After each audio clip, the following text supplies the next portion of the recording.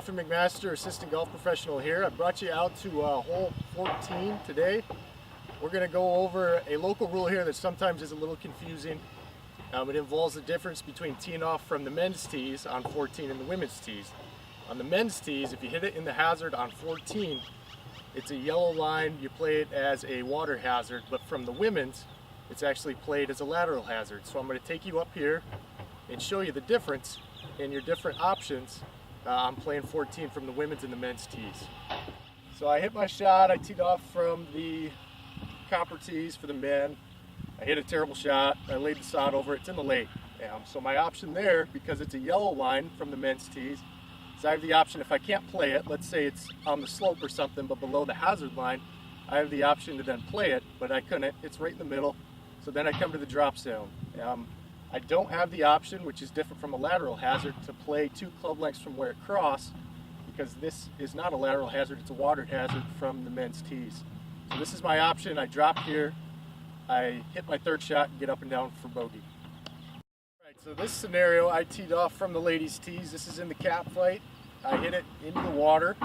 For the ladies, this plays as a lateral hazard, so I have 5 options. Option 1, obviously if I can find it, I can still play it. Option 2 is to then re-tee it from where I hit the last shot, or as close as I can get to it. Option 3, which is different here than with the water hazard, is I can take my 2 club lengths from the margin where it crossed, and I can take 2 club lengths no closer to the hole, take a drop, and hit from there. Option 4, I can go equidistance across the hazard, which on this hole really isn't going to come into play a whole lot because the house is there, but that would be one of my options, equidistance, and then I take my 2 club lengths from that spot. And my 5th and final is I can take the spot where it crossed, draw a straight line from that spot to the flagstick, and then I can drop as far back as I want on that line.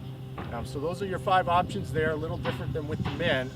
The important thing to keep in mind is that this line is painted yellow, but from the ladies' tees, this is played as a lateral hazard. So you have those 5 options.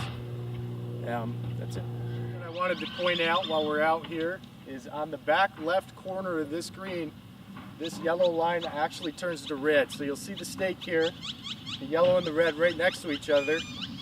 On the back portion of this green, this again plays as a lateral hazard. So this is where it changes, and you'll see the red line painted in back of the green. This then plays as a lateral, so if you go over the green, you can then take your 2 club lengths and drop on this side, just no closer to the flagstick. So you then have your 5 options to take relief once you cross that red line, and this extends all the way down to 15. So at this point, this is now all a lateral hazard.